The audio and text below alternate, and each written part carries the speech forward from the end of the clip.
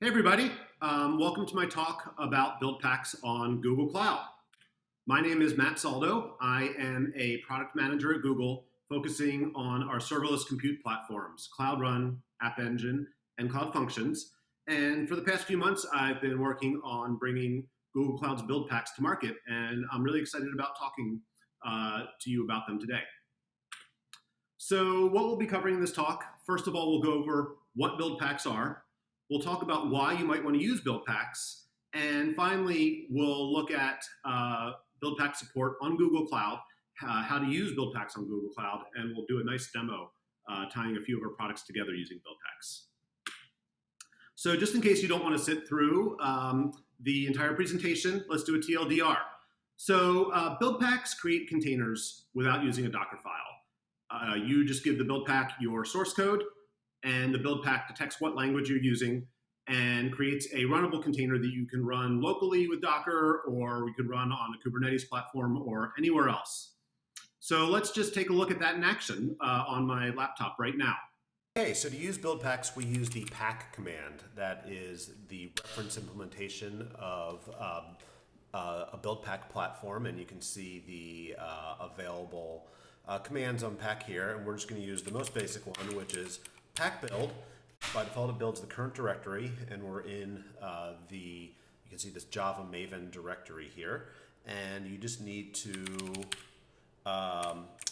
provide the name of the container image that you're creating, and we'll call this Hello Build Packer. And so you can see it went through a detection phase where it found a few build packs, a Java runtime, Java Maven, and Java entry point.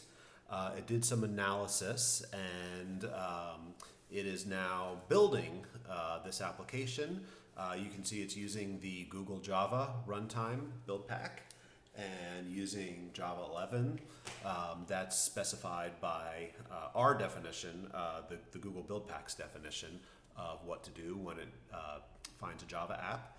And it is now finishing up its build, and it has successfully done and created this Hello Build Packer image. So now I can just run that, and we'll bind it to port 80 so we can load it in our web browser.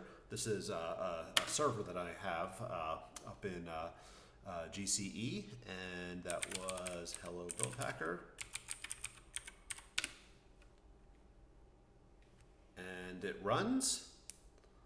And there we go, it started, and now we go over to our web browser. This is the address of my server. It wasn't working before, but if I do a reload, boom, Hello Build Packer, it works. And so you can see in just a couple of seconds, we built a Java app and got it running in a Docker container. And that is a quick demo of build packs. So that was build packs in action. Now, build packs allow you to take advantage of the benefits of containers without needing to understand them.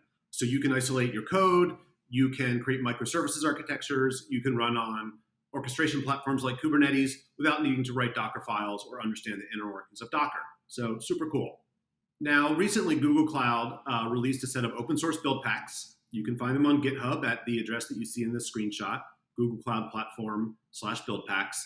And these cover a bunch of the most popular languages: Go, JavaScript, Java, PHP, Python, .NET, and Ruby.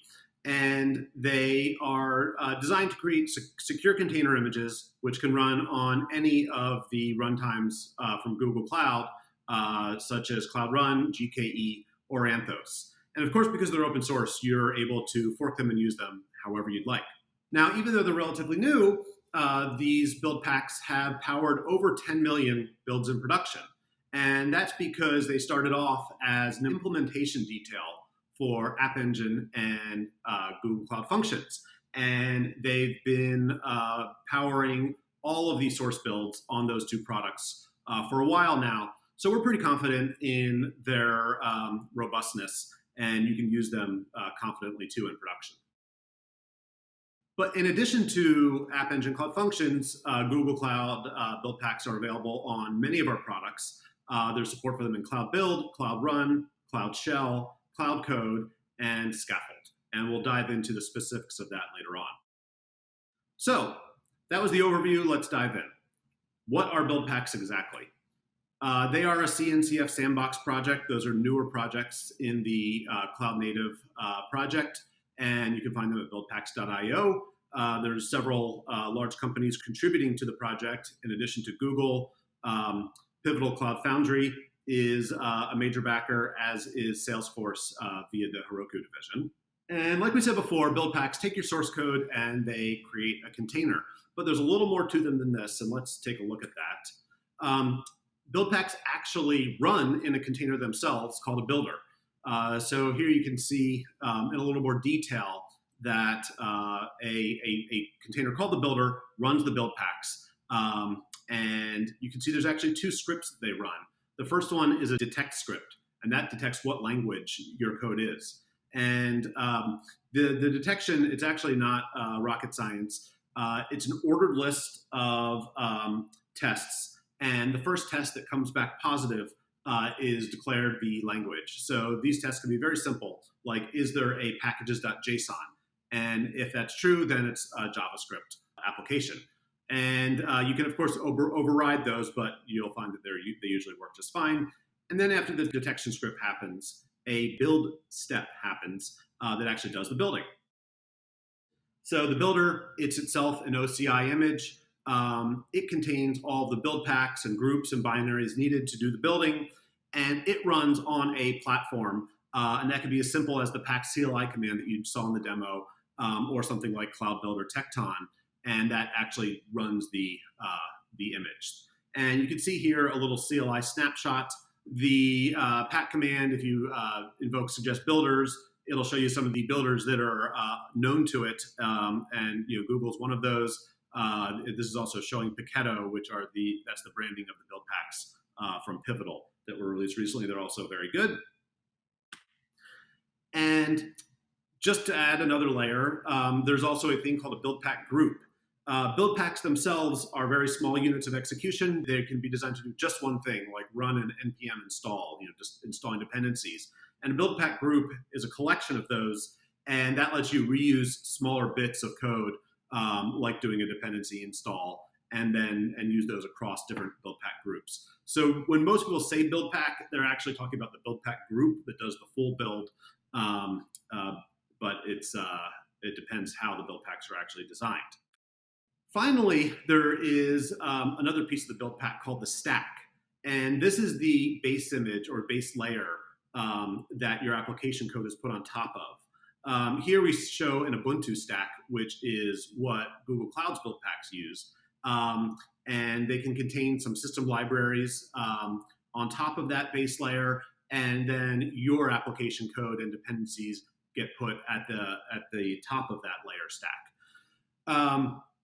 Build packs cannot do an apt-get to install dependencies, so those need to be part of the stack. And we have designed the stacks for the cloud build packs to contain the most common things that you likely need, so you shouldn't have to redefine that if you're using them yourself. So stringing all of that together, we can see here a flow diagram where the source code gets taken into the builder image. The build packs and build pack groups run on it. They run the detect script to figure out which language it is. They run the build script. They install all of your dependencies. Your source code, whether it's compiled or just direct, goes on top of there, and that gets layered on top of the stack. And then that layer cake that you see on the right, the green and the gray, that forms the complete container image, which you can then run wherever you'd like. So that's a pretty detailed look into how the build pack works. So why would you actually want to use these things? Well, for starters, a recent study found that 44% of containers in the wild had known vulnerabilities for which patches existed. This just shows that writing your own Docker file, it can actually be quite fraught with errors unless you're an expert or maybe have a platform team that provides Docker files for you. So using build packs lets you circumvent that danger, assuming the build packs are designed with security in mind. Google Cloud Build Packs are just that. They've been security audited and they're constantly updated, making sure that they will not produce vulnerabilities, or certainly at the bottom layer of the stack, the base layer doesn't have any security issues that we're aware of. The containers are built according to our container best practices, call that the Google way, as much as we can via build packs. All these things let container novices deploy to container platforms like Kubernetes without needing to write their own Docker files. Even if your organization has adopted Docker, maybe that adoption is not even, and there are some teams that haven't yet adopted it, but they could take advantage of centralized platforms for running their code. Another use for build packs, even if you do know Docker really well, is if you just need to do a quick and easy build. Maybe you're checking out an open source project or some code that you don't expect to be using long term, and you don't want to write a Docker file from scratch for it. So just use a build pack, build it, try it out, and then boom, you're done. Some specific Google Cloud use cases for build packs. Because we're using build packs to power the builds on App Engine or Cloud Functions, if you want to migrate away from those platforms to one of our others, like Cloud Run or GKE, you could take those App Engine and Cloud Function build packs. You could continue to run them against your source code and have the same build process happening on your new platform. And as you know, when you're migrating, keeping as many things constant as possible is very, very helpful to minimize the disruption from that migration. Finally, another reason to use build packs is because they are so well integrated into so many parts of Google Cloud, like Cloud Build, that you can sort of reuse the knowledge and those tools across many parts of your cloud platform. So now let's take a look at the support for build packs on Google Cloud. First of all, we already went over the open source build packs. You are free to fork those, modify them however you'd like. It's quite easy to do, and in the README, you'll find documentation on how to do that. Cloud Build, which is our builder as a service, now has native support for build packs. So if you have source code and want it built, instead of running build packs locally, you can just push that to Cloud Build and it will build it for you. At the moment, that support is CLI only, but support in the console will be coming soon. Cloud Run, our next generation serverless platform, supports direct source deployments with build packs. So you can just do a Cloud Run deploy, push your source code, and it will build and deploy that all in one step. You can also set up continuous integration with both Cloud Build and Cloud Run, where every time you update your source repository, it will do a fresh build of that source using build packs, and deploy to Cloud Run. Cloud Shell, which you can access through the Cloud Console, already has the build pack tool pack pre-installed, so you don't need to do that if you are using our shell. Like we talked about already, App Engine and Cloud Functions both are building with build packs already. And finally, Cloud Code lets you deploy to Cloud Run or GKE using build packs as the build mechanism, and it actually does that via Scaffold, which also now has native support for build packs. So a really broad swath of support for build packs across cloud, which is really pretty exciting. And now let's take a look at that in action, and I will show you a soup to nuts build and deployment using build packs on Google Cloud. Let's take a look at how to use build packs with Google Cloud. So I'm back on my terminal, and I have a pretty simple Go app right here. A little different from the one we were looking at before. And if we just take a look at the main HTML file, you can see it's a pretty boilerplate app. And all it does, once you get past all that CSS, is just pull some environment variables from the request and says hello to you and displays those. So let's build it, but let's start by assuming we actually haven't installed the pack command and just do the entire build in the cloud. So I'm going to use the gcloud build submit, and I'm just going to give it the pack flag to tell it to build this with a build pack. And then I'm going to pass along the name of the image and the full container registry address that I want to use. So I'm just going to call this one run. So we do that, and we can see it is creating a tarball and uploading my app into Google Cloud in a storage bucket, and then it is going to initiate that build pack. And you can see right here it is pulling down the builder. These are the Docker layers being pulled down, and it's already cached, so it should be pretty fast.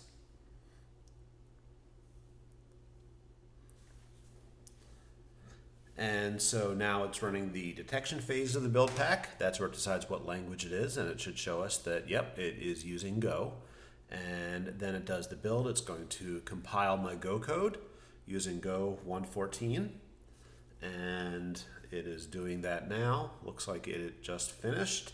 And now it's going to create my final Docker image, putting my application code on top of the stack. So it's doing that, and it looks like it is now putting the completed image into my container registry, and that is all done. So now that we have a built container image, let's deploy it. So to deploy it, I'm going to use Cloud Run. That is Google's next generation serverless container engine, and I'm just going to tell it to deploy a new service to Cloud Run, and using that image that we just created from Cloud Build. So I fire this up, and it's going to ask me a few questions. I'm going to choose our fully managed Cloud Run platform. You can, of course, also use Cloud Run for Anthos if you have installed that on top of your Anthos cluster. I haven't, so I'm just going to choose the fully managed option, and I'm going to call this my demo run for screencast service. That should be unique, and I'll choose the region. Let's go US Central and allow unauthenticated. Just to make this more interesting, let's just make this a private service that you need to be authenticated to use.